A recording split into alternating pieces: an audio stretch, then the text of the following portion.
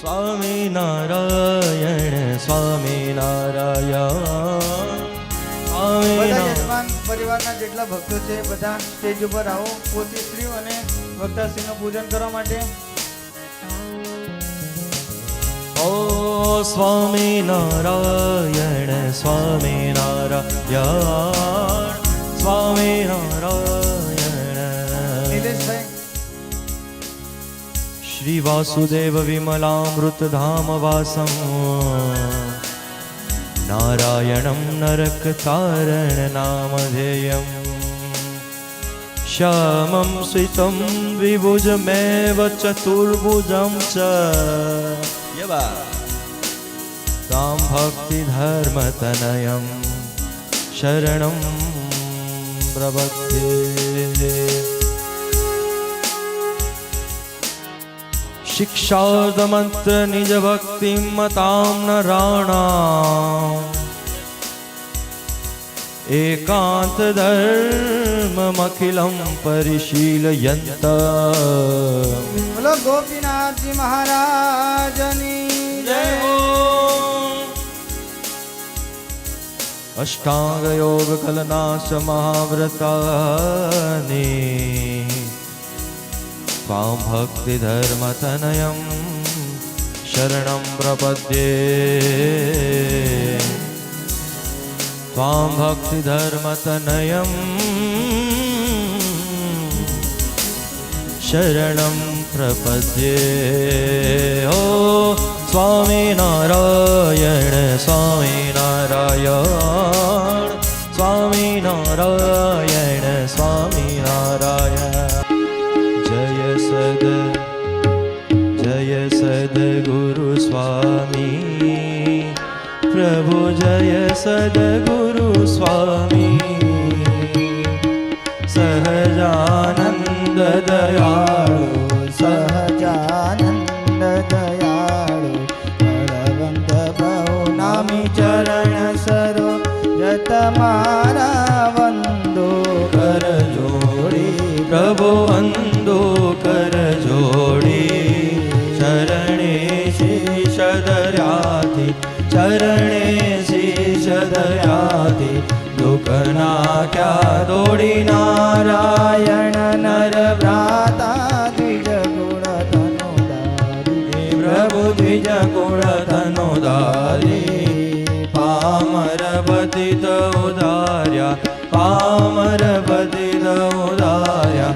અગણિત નર નારી નિત્ય નિત્યનો તમ લીલા કરતા વિનાશી પ્રભુ કરતા અવિનાશી.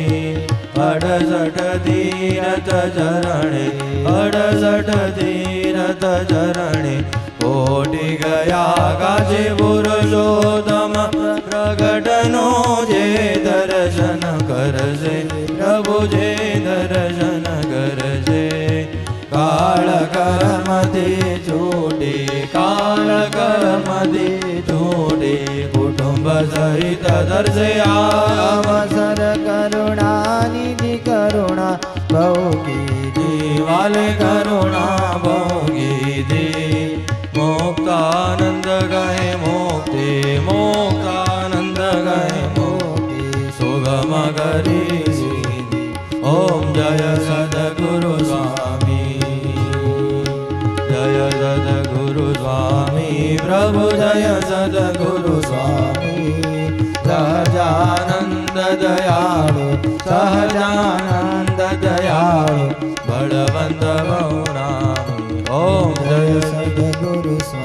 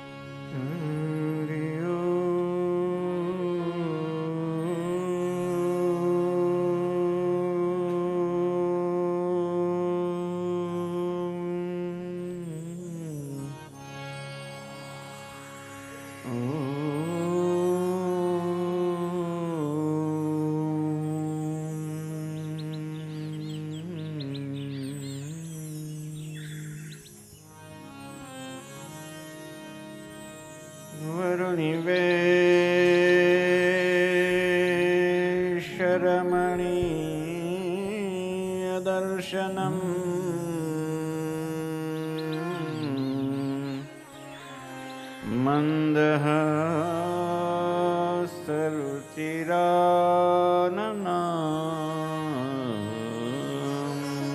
सरुचिराननाम्बुजम्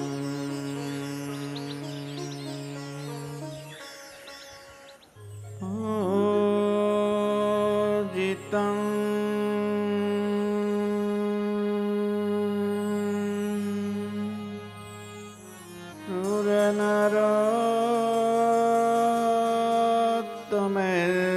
सुरनरोत्तमेर्मुदा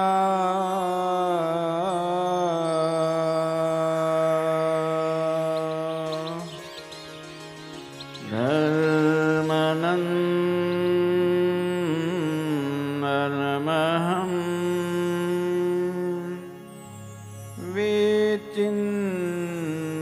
विचिन्तये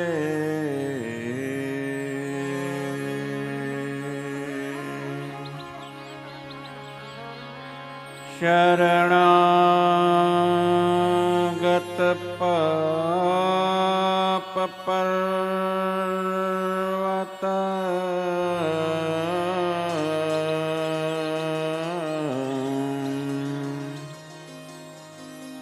गणयित्वा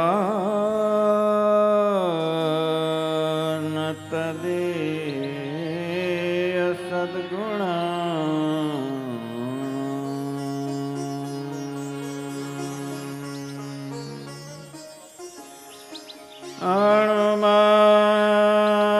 अणुमाप्यतुलं हिमन्यते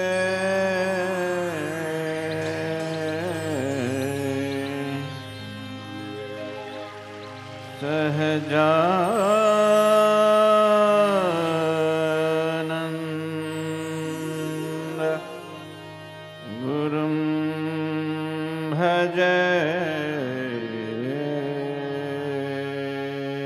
सदा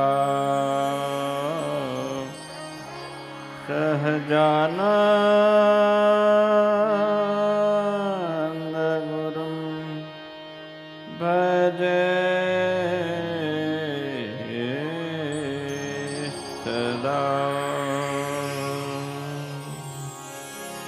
श्रीकृष्णाय नमस्तस्मै यः साक्षात् धर्मानन्दना श्रीकृष्णाय नमस्तस्मै यः साक्षात् धर्मानन्दना भुवि भूत्वा हरत्यन्त स्तमस्तम इवांशुमान् भुवि भूत्वा हरत्यन्त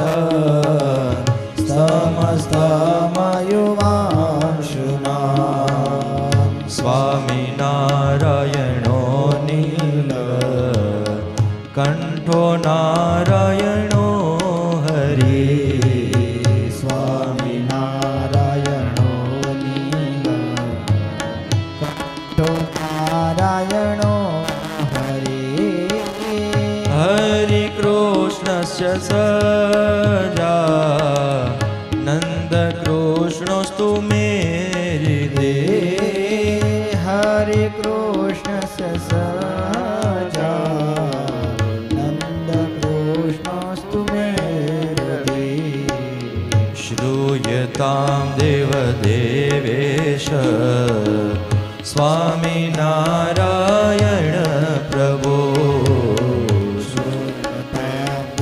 देवदेवेश स्वामिनारायण प्रभो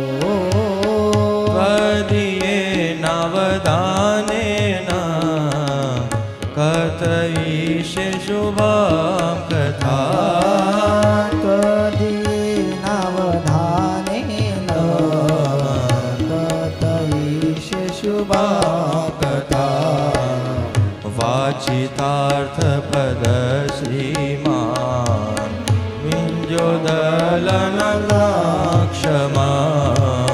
वाचितार्थपद श्रीमान् विघ्नमोदलनक्षमा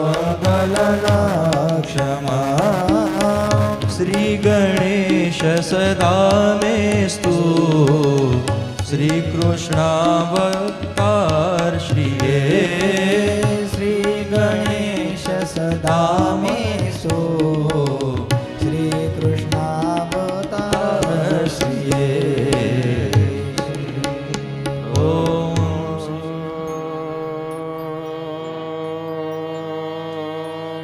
નમઃ શ્રી સ્વામિનારાયણાય નમો નમઃ. શ્રી હરે કૃષ્ણાય ઘનશ્યામાય નીલકંઠાય શ્રી સહજાનંદ સ્વામીને નમો નમઃ.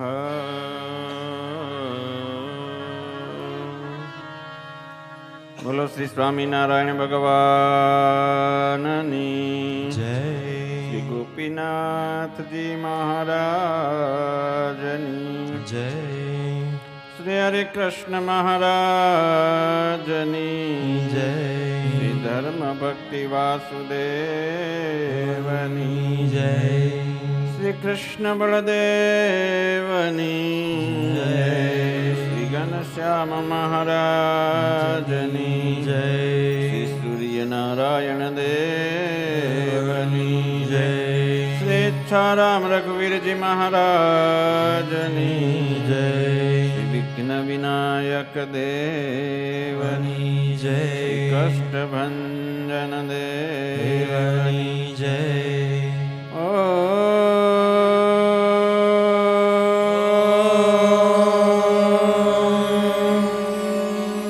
નમઃ પાર્વતીવતયે હર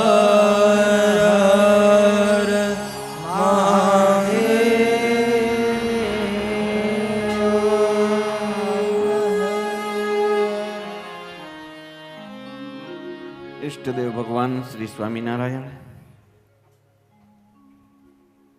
નિજ મંદિરમાં વિરાજમાન પરમ કૃપાળુ પરમાત્મા ગોપીનાથજી મહારાજ વગેરે દેવતાઓ ઈષ્ટ સ્વરૂપો શ્રી સ્વામિનારાયણ ગોપીનાથજી દેવ મંદિર દાદા ખાચરના દરબાર ગઢપુર ધામમાં બિરાજમાન દિવ્ય સ્વરૂપે વિરાજતા તમામ મુક્તગણોના ચરણોમાં વંદન. આ સભામાં ઉપસ્થિત પરમ પૂજ્ય પ્રાતસ્મરણીય વંદનીય સંત સ્વામી શ્રી કૃષ્ણપ્રાયદાસજી સ્વામી, યજમાન પરિવાર,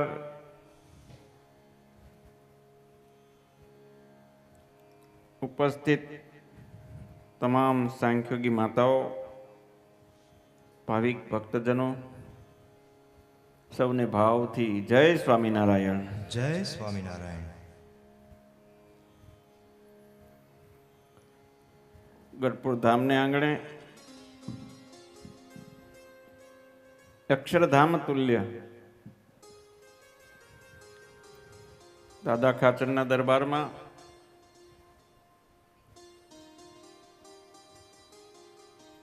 લીંબતરુ વૃક્ષની નીચે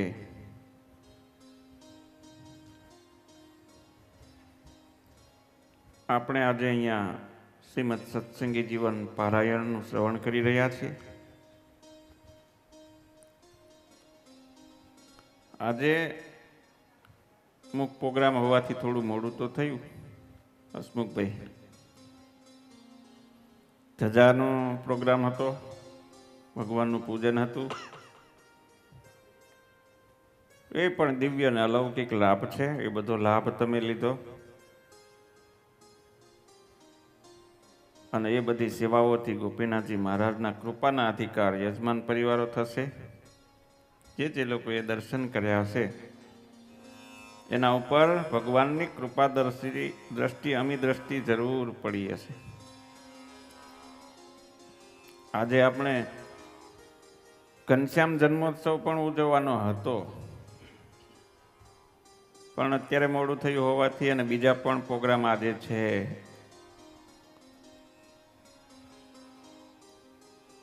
એટલે ગઢપુર મંદિરના વ્યવસ્થાપક સંતો તરફથી સૂચના મુજબ 10 વાગ્યા પછી કંઈક પ્રોગ્રામ છે, ધૂન પણ છે. આજના દિવસે એટલે આપણે ઘનશ્યામ જન્મોત્સવ સાંજે ઉજવીશું. સાંજની બપોર પછીના સેશનમાં ઘનશ્યામ જન્મોત્સવ લઈશું.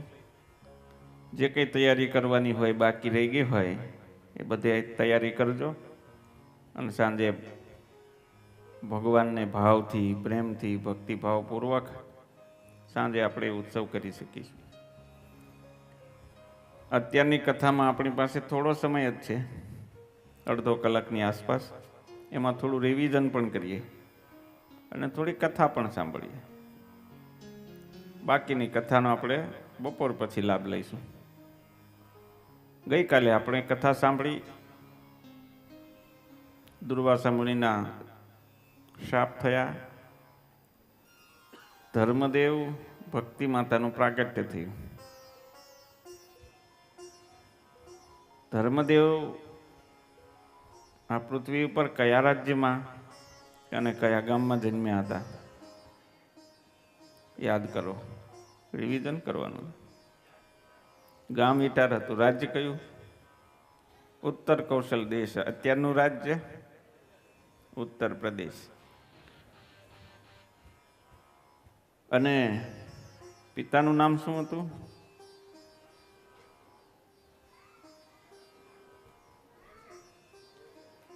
નક્કી કરો. દેવ શર્મા કે બાલ શર્મા? દેવ શર્મા. કેટલા જણા દેવ શર્મા કે છે? હાથ ઊંચો કરો ચલો. અને બાળ શર્મા કેટલા જણા કે છે? પિતાનું નામ બાળ શર્મા હતું અને ધર્મદેવનું નામ દેવ શર્મા. માતાનું નામ શું ધર્મદેવના? રિવિઝન કરીએ, યાદ રહે એટલા માટે. ભગવાનના માતા પિતાનું નામ એટલે માતા પિતા એટલે કોણ? ધર્મ અને ભક્તિ એ ભગવાનના માતા પિતા. એના વગર તો આપણે કંઈ કામ ચાલવાનું જ નથી. ધર્મ ભક્તિ વગર ભગવાન રાજી થવાના જ નથી. એટલે જરૂરી છે એમનું યાદ રાખવું. એટલે ધર્મ દેવના માતાનું નામ હતું ભાગ્યવતી. બાલ શર્મા એમના પત્ની ભાગ્યવતી, એમના પુત્ર દેવ શર્મા એટલે કે ધર્મદેવ પોતે. હવે ધર્મદેવ નામ પાડ્યું કોણે? દેવ શર્મા તો નામ પાડ્યું, ચલો ધર્મદેવ કોણે નામ પાડ્યું? લોકોએ પાડ્યું. આપણે બધાએ ધર્મનું બહુ આચરણ કરતા હતા. વ્રત, જપ, તપ, નિયમ બધું બહુ કરતા હતા. શાસ્ત્રનો અભ્યાસ, બહુ મોટા પંડિત હતા, સાધારણ વ્યક્તિ નહોતા. અને એ જમાનામાં વિદ્યાનો અભ્યાસ કરવો સહેલું નહોતું. અને એ પાછી અત્યારની પ્રાકૃત ભાષા નહીં, સંસ્કૃત ભાષા. વેદ, ઉપનિષદ, રામાયણ, મહાભારત, વેદ, વેદાંત અને સાહિત્યની ભાષા. એનો અભ્યાસ કરીને મહાવિદ્વાન દેવ શર્મા ધર્મદેવ સ્વયં ત્યાં પ્રગટ થયા. હવે આવીએ ભક્તિ માતા. આ ભક્તિ માતાના પિતાનું નામ બોલો, યાદ કરો. ગામ કયું? છપૈયા. પિતાનું નામ કૃષ્ણ શર્મા, માતાનું નામ ભવાની. ભક્તિ માતાનું બાળપણનું નામ બાલાદેવી. આ બધું યાદ રાખવાનું. ભક્તિ માતાનું છપૈયા ગામ, પિતાનું નામ કૃષ્ણ શર્મા, માતાનું નામ ભવાની અને બચપનનું નામ બાલાદેવી. અને ભક્તિ દેવી કોણે નામ પાડ્યું? આપણે બધા લોકોએ બહુ ભક્તિ કરતા હતા ભગવાનની, એટલે લોકોએ નામ પાડ્યું ભક્તિ. ઉપનામ, ઉપનામ કે છે ને, તો એ નામ હતું ભક્તિ માતાનું નામ. ભક્તિ પડ્યું પછી. અને સમય જતા લગ્ન થયા અને પછી આ ધર્મદેવનું પિતાનું નામ તો ઈટાર હતું. છપૈયામાં હું કામ રોકાવણા? એનું કારણ શું? આપણે ઘનશ્યામ મહારાજને છપૈયાવાસી કહીએ, પિતા તો ઈટાર ગામના હતા. અહીંયા શું કામ રોકાણા? તો સાસરાનું ગામ હતું. એ રોકાવાનું કારણ શું? કાલ કહ્યું તું આપણે, હે? હા, ધર્મનો પ્રચાર, શાસ્ત્ર વિદ્યા ધ્યાન. કે કઈ ગામની અંદર કોઈ વિદ્વાન હતા નહીં. એટલે કૃષ્ણ શર્માએ વિનંતી કરી કે તમે અહીંયા બાળ શર્માને વિનંતી કરી કે તમારા પુત્ર દેવ શર્મા છે અને અહીંયા અમારે ત્યાં જ જો રાખો ને તો અહીંયા ગામના બધા બાળકોને સંસ્કૃતનો અભ્યાસ કરાવે, વેદ શાસ્ત્ર ઇતિહાસનો અભ્યાસ થાય, સમાજના હિતને માટે ઘર જમાઈ તરીકે રહ્યા. મને લાગે શરૂઆત ત્યાંથી થઈ હશે.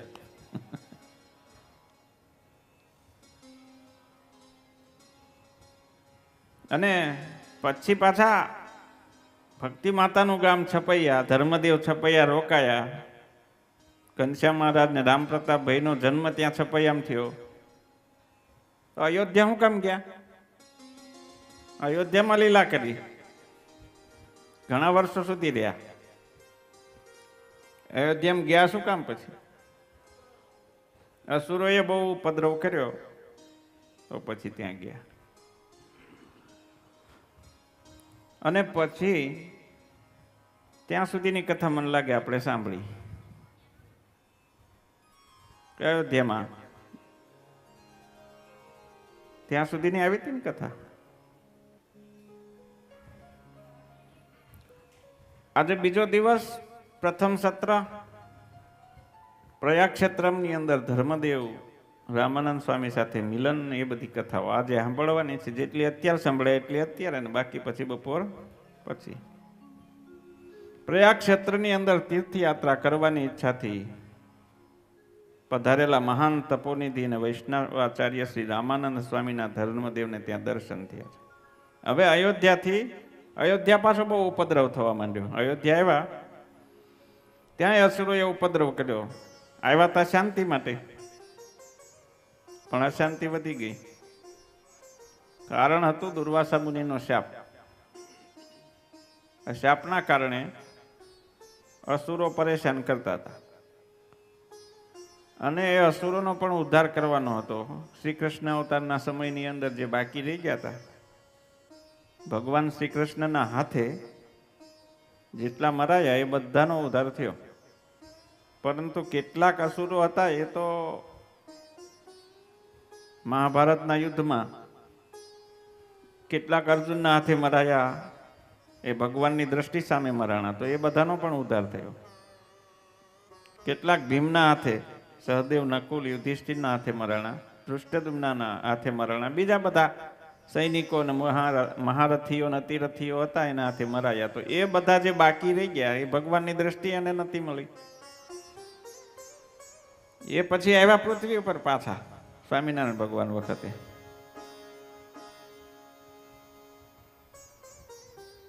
અને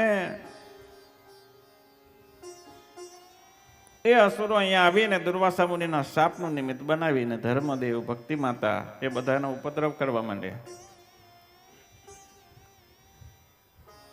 ધાર્મિક વિધિ વિધાન જ્યાં થતા હોય, યજ્ઞ યાગાદિક થતા હોય, ત્યાં ભગવાનનો વાસ હોય. તમે અત્યારે મંત્રોચ્ચાર દ્વારા ગોપીનાથજી મહારાજની મૂર્તિ સમક્ષ તુલસી પત્ર અર્પણ કર્યા છે. જન્મંગલના પાઠ થતા હોય, ભગવાનના નામના ઉચ્ચારણ થતા હોય, તો ત્યાં ભગવાનનો વાસ, ઉર્જા હોય. આ સ્થાનમાં અનેક ભક્તો આવીને અહીંયા અનુષ્ઠાન કરતા હોય, જન્મંગલના અનુષ્ઠાન થતા હોય, સત્સંગી જીવનના પુરસ્ચરણ થતા હોય, અષ્ટાક્ષર મંત્ર, દ્વાદશાક્ષર મંત્રના પુરસ્ચરણો થતા હોય. તો આ દિવ્ય, આ ભૂમિની અંદર દિવ્ય ઉર્જા હોય. એના કારણે મોટા સંતો એવું કહે છે કે અહીંયા આ ભૂમિ ઉપર બેસીને શ્વાસ લેવા મળે ને એ પણ મોટા સદભાગ્ય છે. એટલે જેટલો સમય અહીંયા બેસીને આપણે શ્વાસ લઈએ એ મોટા ભાગ્યની વાત છે. અસુરે વિચાર કર્યો કે યજ્ઞ યાગાદિક એમાં શ્રી કૃષ્ણનો નિવાસ છે, ધ્વંસ કરો. યજ્ઞ યાગાદિક ધ્વંસ કરવા માંડ્યા. પૂજા ચાલતી હોય, ઋષિ મુનિઓ પૂજા કરતા હોય, બ્રાહ્મણો પૂજા કરતા હોય, ગાયની પૂજા થતી હોય, બ્રાહ્મણોની પૂજા થતી હોય, બધું બંધ કરાવ્યું. ત્યાં જઈને ઉત્પાત મચાવે. આપણે અહીંયા શાંતિથી બેઠા છીએ ને અહીંયાથી 5-25 માણસો આવીને અહીં ધમાલ કરે તો આપણને કથા સાંભળવાનું શું કરે? બધાય ભાગીએ આપણે અહીંથી, કોઈ ઊભા રહે? એવી રીતે યજ્ઞ યાગાદિકને બધું થતું હોય ત્યાં જઈને લોકો ઉપદ્રવ કરે તો બધાને અશાંતિ થઈ જાય. તો એવી અશાંતિ કરવા માંડ્યા. તો ધર્મદેવ ભક્તિ માતાએ વિચાર કર્યો કે ચાલો હવે તીર્થયાત્રા કરવા નીકળી જઈએ. રામ પ્રતાપભાઈને મામાને ત્યાં મૂક્યા અને પોતે ભક્તિ માતા અને ધર્મદેવ બંને પ્રયાગમાં આવ્યા છે તીર્થયાત્રા કરવાની નિમિત્તે. અને એ પ્રયાગ ક્ષેત્રની અંદર મહાન તપોનિધિ વૈષ્ણવાચાર્ય શ્રી રામાનંદ સ્વામીના ધર્મદેવને દર્શન થયા છે.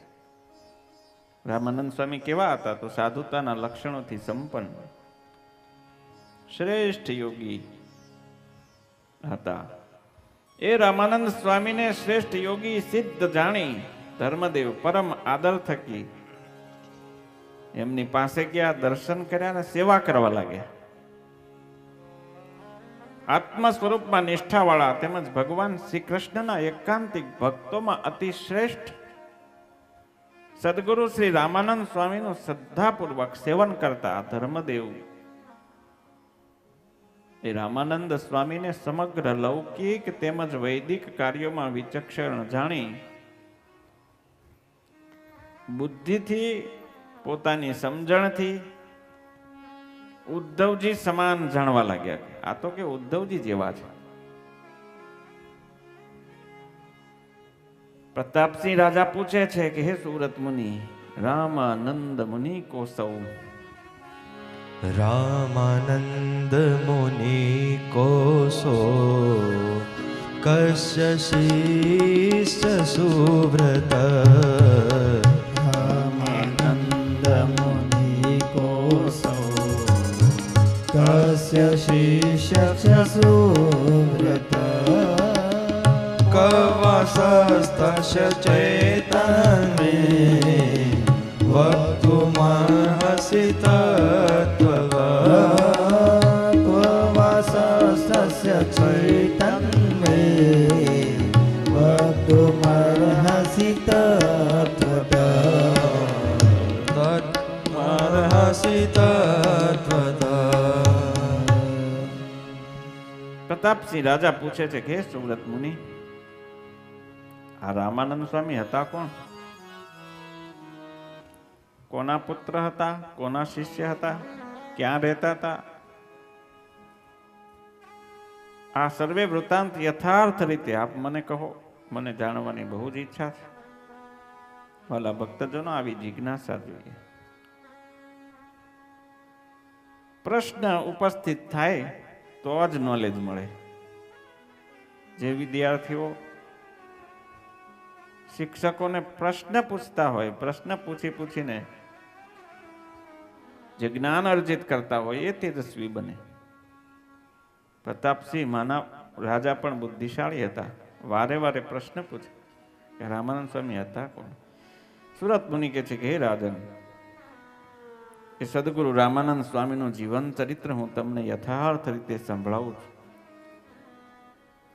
આ પૃથ્વી ઉપર ભાગવત ધર્મનું પ્રવર્તન કરનારા તે ભગવાન શ્રી કૃષ્ણના સખા ઉદ્ધવજીનો અવતાર હતા. હવે ઉદ્ધવજી હતા ને કૃષ્ણ ભગવાનના સંબંધી હતા. કાકાના દીકરા ભાઈ કે કાકા કે એવું કંઈક થતા હતા. યાદવ હતા. યાદવોને તો શાપ મળેલો હતો. ઋષિઓએ શાપ આપ્યો હતો કે યાદવ, અને ગાંધારીએ પણ શાપ આપેલો કૃષ્ણ ભગવાનને કે જેવી રીતે કૌરવોનો તમારી નજરની સામે વિનાશ થયો છે એવી જ રીતે યદુકુળનો પણ, સંપૂર્ણ યાદવોનો પણ તમારી નજરની સામે જ વિનાશ થશે. એક શાપ આ હતો ગાંધારીનો, અને બીજો શાપ ઋષિઓનો હતો. યાદ છે કોઈને? કથા તો સાંભળીએ, નથી યાદ? ઝડપથી કહી દી.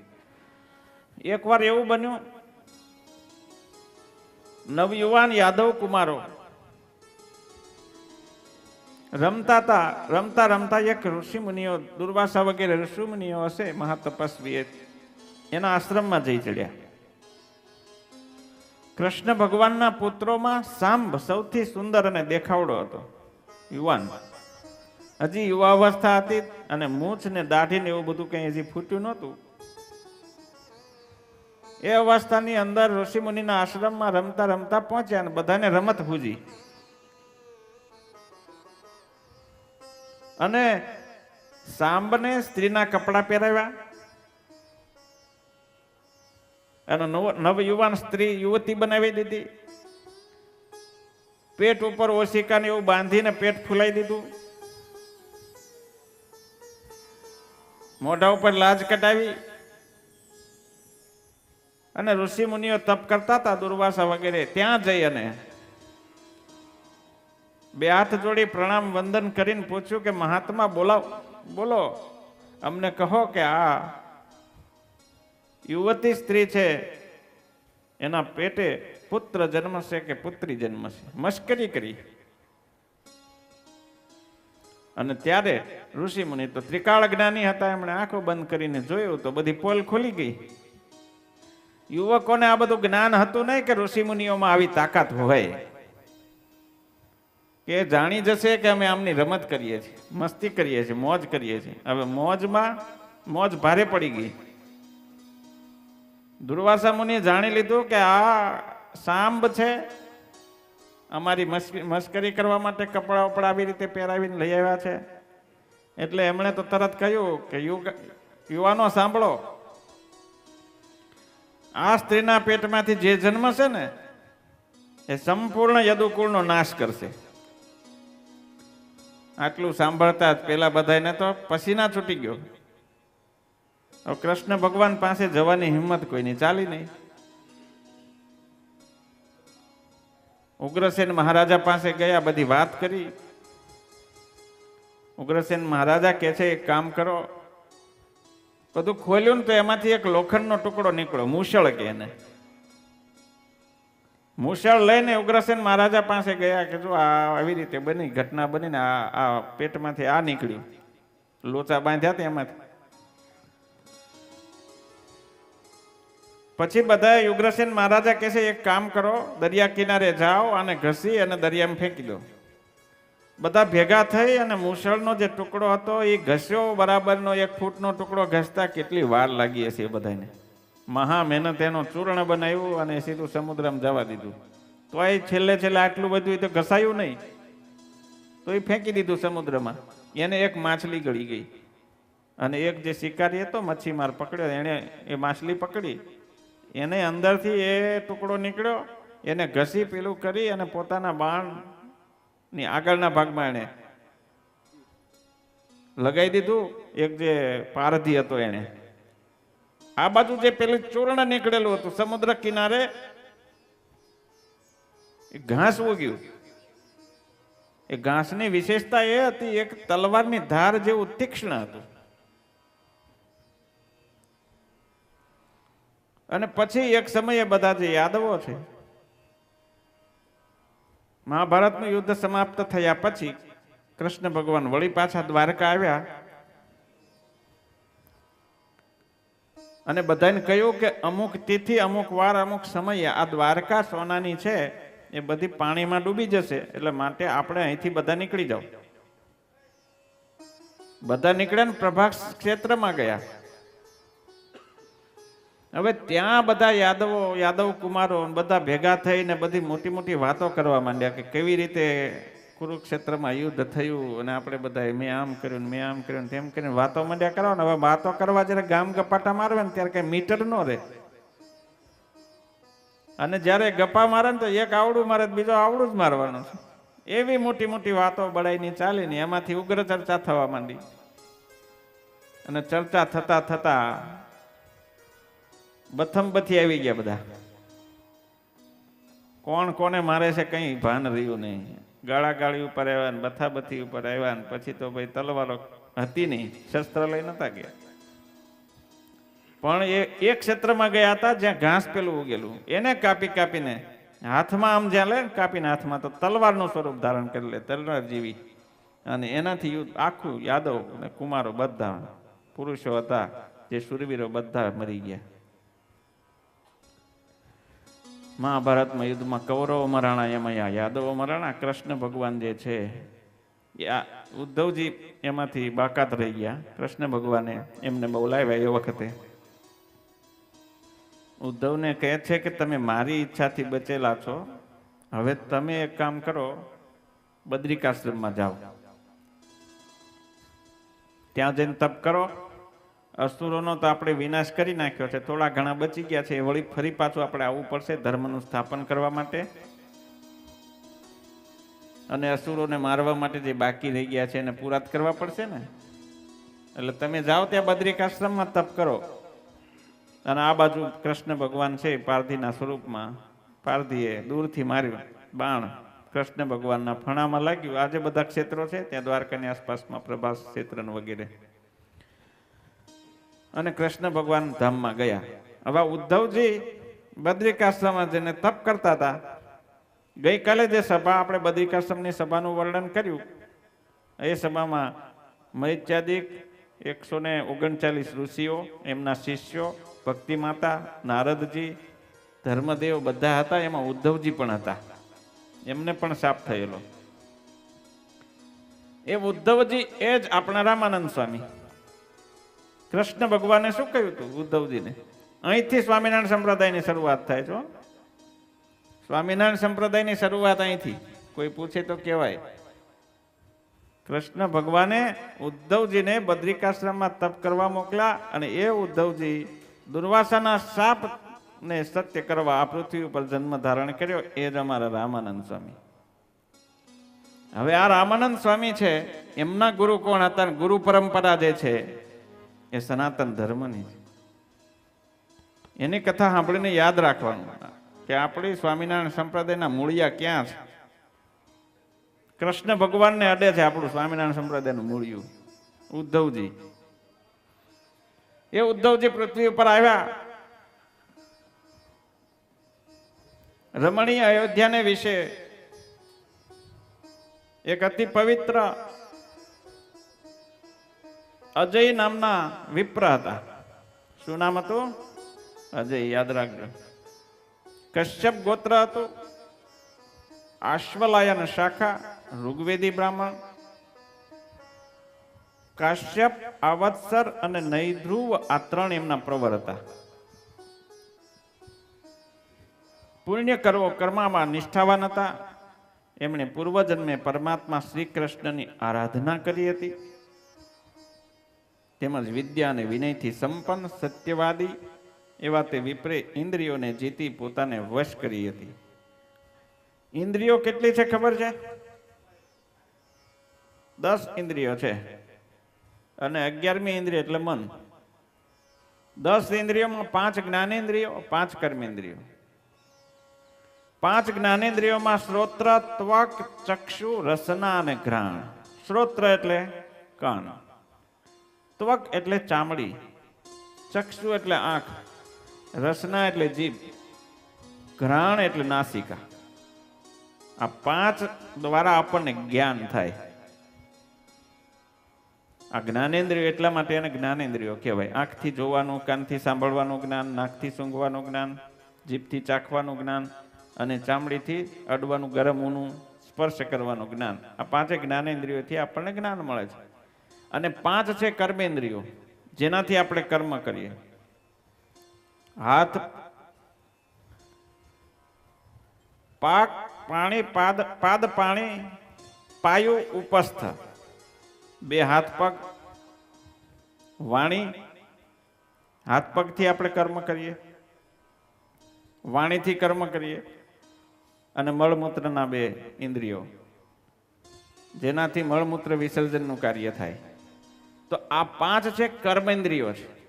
11મું મન એટલે 11 ઇન્દ્રિયો કહેવાય. એકાદશીને દિવસે આ 11 ઇન્દ્રિયોને નિરાહાર રાખવાની વાત છે. તો આ 11 ઇન્દ્રિયોને અજય વિપ્રએ જીતી લીધેલી હતી. આવા મહાન અજય વિપ્ર અને એમના પત્નીનું નામ હતું સુમતિ. એ પત્ની એમના પવિત્ર હતા. દુર્વાસા મુનિના શાપને કારણે ભગવાન શ્રી કૃષ્ણની ભક્તિરૂપી કુમુદ અને પ્રફુલ્લિત કરવામાં ચંદ્રમા સમાન સાક્ષાત ઉદ્ધવજી આ પૃથ્વી ઉપર પ્રગટ થયા હતા. માતાનું નામ સુમતિ, પિતાનું નામ અજય. વિક્રમ સંવત 1795 શ્રાવણવદી અષ્ટમીને દિવસે પ્રભાત સમયે ઉદ્ધવજીનું પ્રાગટ્ય થયું રામાનંદ સ્વામીના રૂપમાં. બોલો શ્રી રામાનંદ ઉદ્ધવ અવતાર શ્રી રામાનંદ સ્વામી મહારાજની જય. ઉદ્ધવનો અવતાર રામાનંદ સ્વામી. પુત્ર જન્મથી અતિશય ઉત્સાહ પામેલા અજય વિપ્રએ વસ્ત્રે સહિત સ્નાન કર્યું. વિદ્વાન બ્રાહ્મણોને બોલાવી પુત્રનો જાતકર્મ સંસ્કાર કરાવ્યો. પુત્રના જન્મથી 12મે દિવસે સ્વસ્તિ વાચન કર્મ કર્યું અને સર્વને હર્ષ ઉપજાવતા હોવાથી પુત્રનું નામ રામ પાડ્યું. માતા પિતા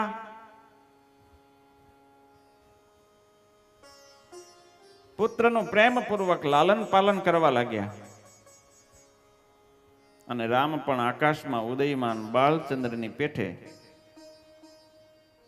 સર્વના નેત્રોને આનંદ ઉપજાવતા થકા અલ્પ સમયમાં જ ખૂબ વધવા લાગ્યા છે. 8મે વર્ષે પિતા થકી વિધિપૂર્વક યજ્ઞોપવિત સંસ્કાર પ્રાપ્ત કર્યા છે. ધર્માત્મા તે રામ દ્રઢતાપૂર્વક બ્રહ્મચર્ય વ્રતનું પાલન કરવા લાગ્યા. મનથી પણ ગ્રહસ્થાશ્રમને નહીં ઈચ્છતા નૈષ્ઠિક બ્રહ્મચર્ય વ્રત જેને અતિશય વાલું છે એવા શ્રી રામ પ્રતિદિન નિવૃત્તિ ધર્મવાળા સત્પુરુષોનો સમાગમ કરતા હતા. હે રાજન, આ રામ 10 વર્ષની ઉંમરની પૌગંડ અવસ્થામાં પિતાના મુખ થકી શ્રીમદ ભાગવતનું પ્રતિદિન પ્રેમપૂર્વક શ્રવણ કરતા હતા. શ્રીમદ ભાગવતનું સતત શ્રવણ કરવાથી આ રામના મનમાં ભગવાન શ્રી કૃષ્ણને વિશે દ્રઢ ભક્તિ ઉત્પન્ન થઈ. નિયમપૂર્વક ભગવાન શ્રી કૃષ્ણની પ્રતિમાનું પૂજન કરવા લાગ્યા. બાળકોને નાનપણથી જ ભગવાનની ભક્તિ આપવી જરૂરી છે. જે લોકો બાળપણની અંદર ભક્તિ નથી કરતા ને, મોબાઈલ ગેમ, ટીવી અને અન્ય રમતોમાં અને કુસંસ્કારમાં જે લાગી જાય છે, કુસંગમાં,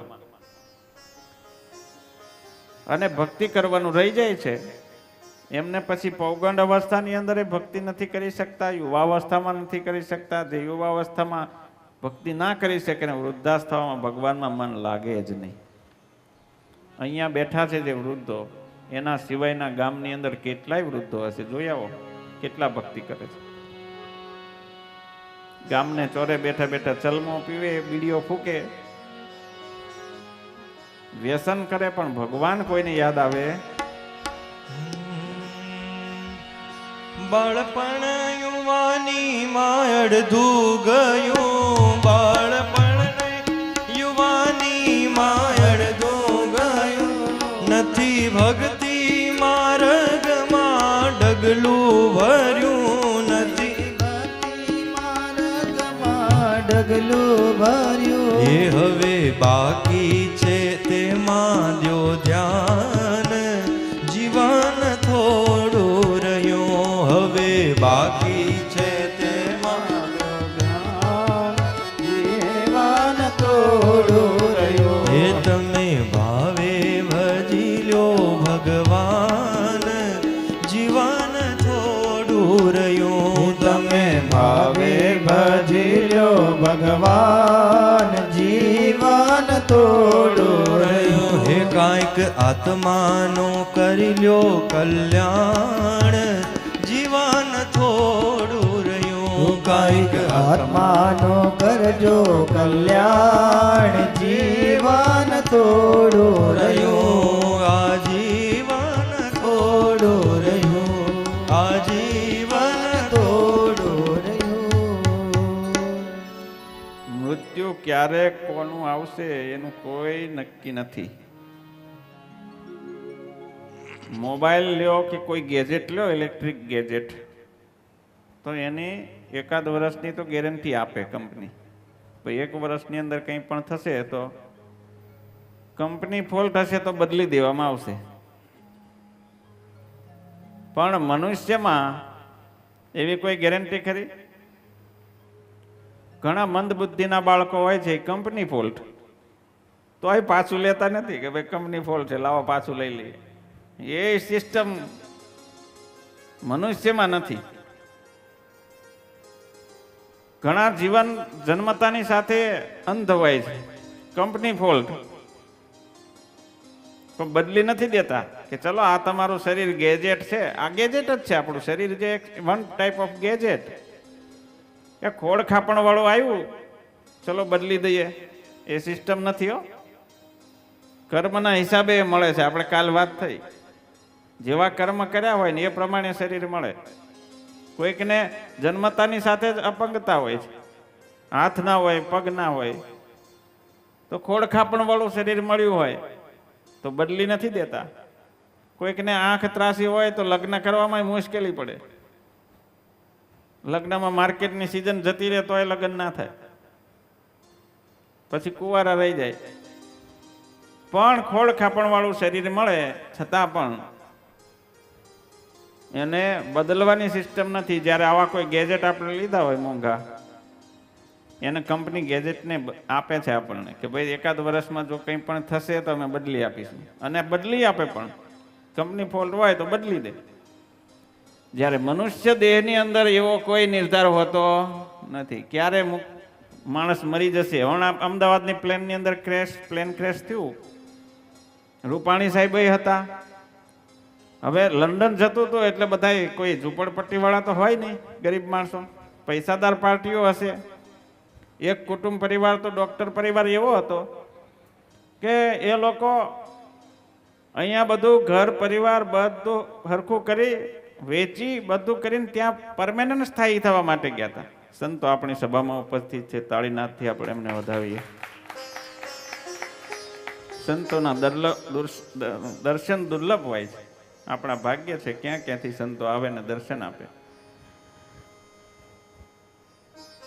તો એ પ્લેનની અંદર નાના બાળકો પણ હતા. એ નાના નાના બાળકો હતા, એમની ક્યાં ઉંમર થઈ હતી, છતાં મૃત્યુ આવી ગયું, મરી ગયા. તો આ જીવનનું કંઈ નક્કી નથી. એટલા માટે જ તમારા દીકરાઓ નાનપણમાંથી જ એમને ભગવાનની ભક્તિ આપજો. ધન વૈભવ તો એને મળવાનું છે, મહેનત કરીને કમાઈ પણ લેશે, એના ભાગ્યમાં હશે એટલું, ભાગ્યમાં નહીં હોય એટલું જતું રહેશે. પણ ભગવાને એમને આપેલા હશે તો એ સુખી થશે અને એની મુક્તિ થશે. તો આ બાજુ શ્રી રામ શર્મા નાનપણથી જ ભગવાન શ્રી કૃષ્ણની ભક્તિ કરતા હતા. વેદાધ્યયન કરવાના નિમિત્તે પિતાજી માતાને મનાવી અભ્યાસ કરવાના નિમિત્તે ગ્રહનો ત્યાગ કરીને નીકળી ગયા છે. નીકળ્યા હતા તો ભણવા માટે, અભ્યાસ કરવા માટે, પરંતુ એમના મનની અંદર તો ઈચ્છા કંઈક બીજી જ હતી. હૃદયમાં ભગવાન શ્રી કૃષ્ણને પામવાની ઈચ્છા હતી. સતત ભગવાનનું ધ્યાન કરતા જાય છે. એવા શ્રી રામ શર્મા તીર્થયાત્રા કરતા કરતા રૈવતાચળ ગિરનાર પર્વતની તળેટીમાં પધાર્યા છે. ઘરે હું કઈ નીકળ્યા, હું કે ભણવા જાઉં છું, ભણીને પછી પાછો આવતો રહીશ. પણ પછી ગયા પછી પાછા આવ્યા નહીં. અને ત્યાર પછી ગુરુની શોધમાં નીકળ્યા છે અને પછી આગળ જતા ગુરુ મળે છે. એ બધી કથા આપણે હવે બીજા સત્રમાં લઈશું. આજે બીજા ઘણા પ્રોગ્રામ છે. ધૂન કરવા માટે સંતો પણ પધાર્યા છે, બધા ઘણા હરિભક્તો પણ અહીંયા પધાર્યા છે. ધૂનની રમઝટ થશે. બધા હરિભક્તો કથા શ્રવણ કરી રહ્યા છે. બધા